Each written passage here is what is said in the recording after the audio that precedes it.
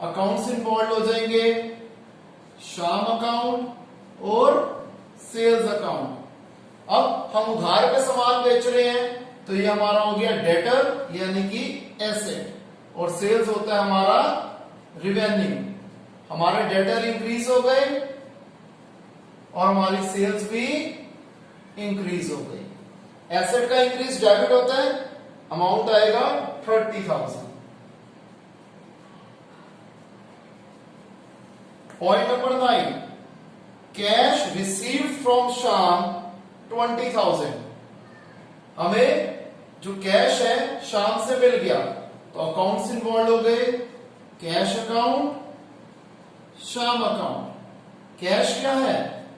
Asset. Shyam भी कौन था? हमारा एसेट था। डेटर मेरे एसेट होते हैं। अभी हमें कैश दे रहा है तो कैश इंक्रीज हो रहा है और डेटर हमारे डिक्रीज हो रहे हैं। एसेट का इंक्रीज डेबिट और एसेट का डिक्रीज क्रेडिट। अमाउंट है 20,000, तो 20,000 मैंने अमाउंट लिख लिया।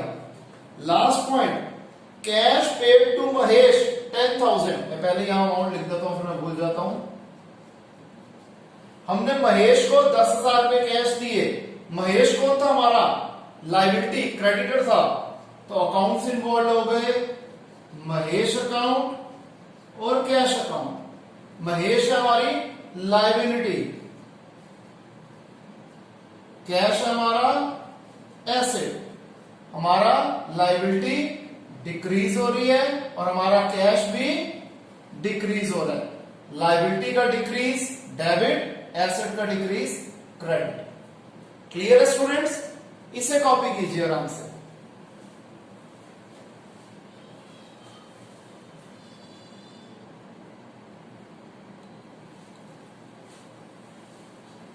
अब हम करते हैं स्टूडेंट्स इलस्ट्रेशन 6।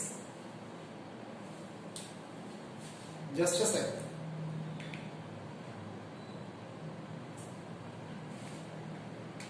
इलस्ट्रेशन 6 करते हैं।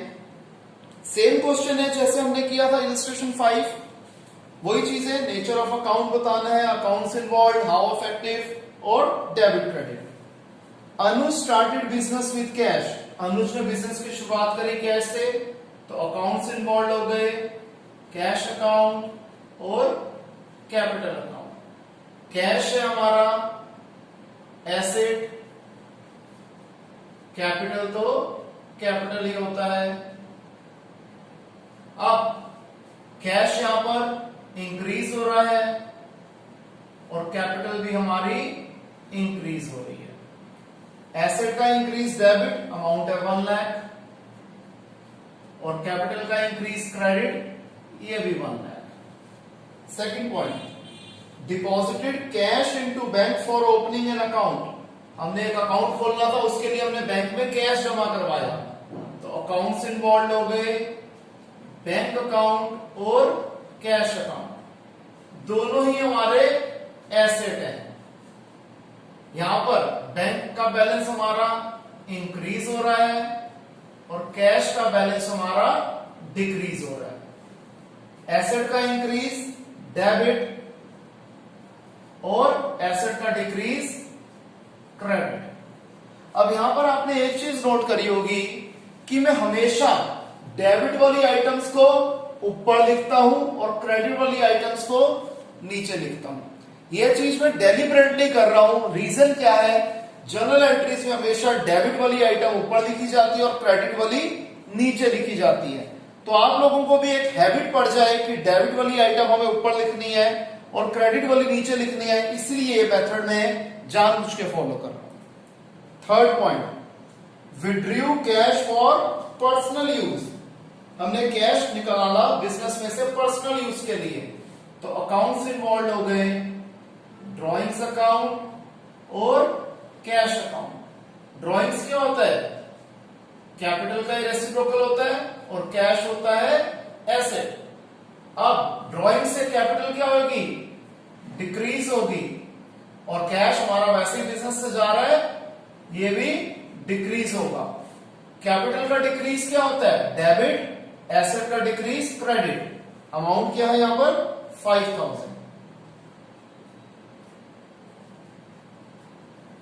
Fourth point, withdrew cash from bank for office use. अब हमने बैंक में से कैश निकलवाया ऑफिशियल यूज के लिए, तो अकाउंट्स इन्वॉल्व हो गए, कैश अकाउंट, बैंक अकाउंट, दोनों ही हमारे एसेट्स हैं। जब हमने बैंक में से कैश निकलवाया तो हमारा कैश इन हैंड इंक्रीज हो गया और बैंक बैलेंस हमारा डिक्रीज हो गया। एसेट का इंक्रीज डेबिट, एसेट का डिक्रीज क्रेडिट। अमाउंट कितना है जी? 10,000। Fifth point, received a cheque from debtor Shyam. यहां पर आपको एक चीज बताना चाहूंगा मैं, ध्यान रखिएगा, ध्यान से सुनिएगा, भूलिएगा मत। अगर हमें एक चेक मिलता है और उस चेक के बारे में हमें फर्दर कुछ बताया गया नहीं है क्वेश्चन में, क्वेश्चन के बाद वाले हिस्से में, कि हमने उस चेक का क्या करा, तो यह असम्पशन ली जाती है कि वो चेक हमने उसी दिन बैंक में जमा करवा दिया होगा। ठीक है जी। लेकिन अगर उस चेक के बारे में हमें बाद में बोला गया कि हमने क्या ट्रीटमेंट करी, तो तब तक उस चेक को हम चेक्स इन हैंड मानेंगे। जब हम फर्स्ट केस में जब हम मानते हैं कि हमने सेम दिन सेम डे वो चेक को बैंक में जमा करवा दिया तो हमारा बैंक बैलेंस बढ़ जाता है। लेकिन सेकंड केस, जब चेक के बारे में कुछ फर्दर ट्रीटमेंट गिवन होती है तो उसे चेक्स इन हैंड माना जाता है। क्लियर है? लेकिन अगर हम किसी को चेक से पेमेंट करते हैं तो हम उसी दिन हाथ के हाथ अपने बैंक बैलेंस को रिड्यूस कर देते हैं। देखिए अब मैं जो कहना चाहता था आपसे, हमें एक डेटर शाम से चेक मिला।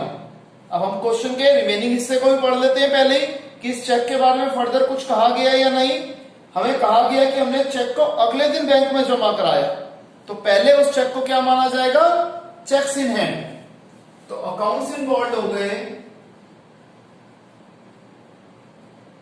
चेक्स इन हैंड, और हमारे डेटर का नाम था श्याम।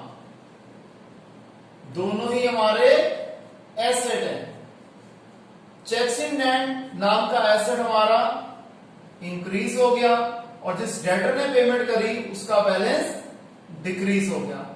एसेट का इंक्रीज डेबिट और एसेट का डिक्रीज क्रेडिट। अमाउंट कितना है जी? 10,000 रुपए।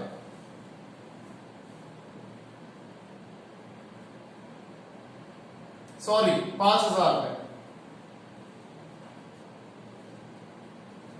फिर हमें बताया गया है कि हमने शाम का चेक अगले दिन डिपॉजिट कराया। ऑब्वियसली बात है, डिपॉजिट कराया बैंक में। तो अकाउंट्स इन्वॉल्व हो गए, बैंक अकाउंट और cheques in hand account. Again दोनों ही हमारे एसेट है। इस बार हमारा बैंक बैलेंस इंक्रीज हो गया और चेक्स इन हैंड का बैलेंस हमारा डिक्रीज हो गया। एसेट का इंक्रीज डेबिट और एसेट का डिक्रीज क्रेडिट। सेम चेक था तो अमाउंट सेम ही आएगा। फिर paid to a creditor Mahesh by cheque 10,000। आपको बोला था जब हम पेमेंट करते हैं चेक से तो हम हाथ ही हाथ अपने बैंक बैलेंस को रिड्यूस कर देते हैं। हमने महेश नाम के क्रेडिटर की चेक से पेमेंट करी, तो अकाउंट्स इन्वॉल्व हो गए, महेश अकाउंट और बैंक अकाउंट। महेश हमारी लायबिलिटी थी, क्रेडिटर था, बैंक हमारा एसेट है। लायबिलिटी हमारी डिक्रीज हो गई और जब हमने पेमेंट करी तो हमारा बैंक बैलेंस भी डिक्रीज हो गया। लायबिलिटी का डिक्रीज डेबिट, एसेट का डिक्रीज क्रेडिट। क्लियर? फिर पेड सैलरी टू स्टाफ, कुछ नहीं लिखा हुआ तो ऑब्वियस बात है कैश पेमेंट ऑफ सैलरी हुई है, तो अकाउंट्स इन्वॉल्व हो गए, सैलरीज अकाउंट और कैश अकाउंट। सैलरीज क्या है? एक्सपेंस, कैश है एसेट।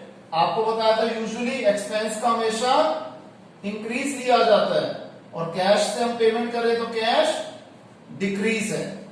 अब एक्सपेंस का इंक्रीज डेबिट, एसेट का डिक्रीज क्रेडिट। अमाउंट आ गया 20,000। Next, paid rent by cheque. हमने रेंट पे करा चेक से, तो अकाउंट्स इन्वॉल्व हो गए, रेंट अकाउंट और बैंक अकाउंट। रेंट है हमारा एक्सपेंस और बैंक अकाउंट हमारा है एसेट। रेंट एक्सपेंस हमेशा इंक्रीज होता है और हमारा बैंक बैलेंस यहां पर डिक्रीज हो जाएगा। अमाउंट कितना है 6,000। आपको पता है एक्सपेंस का इंक्रीज डेबिट, एसेट का decrease credit. Last point, paid interest on loan. Accounts involve हो गए, इंटरेस्ट अकाउंट और कैश अकाउंट। इंटरेस्ट हमारा एक्सपेंस है, कैश हमारा एसेट है। आपको पता है एक्सपेंस हमेशा इंक्रीज होता है और हमने पे करा है तो कैश हमारा डिक्रीज होगा। एक्सपेंस का इंक्रीज डेबिट, एसेट का डिक्रीज क्रेडिट। अमाउंट है 5,000 रुपीज। क्लियर है स्टूडेंट्स? इसे कॉपी कीजिए।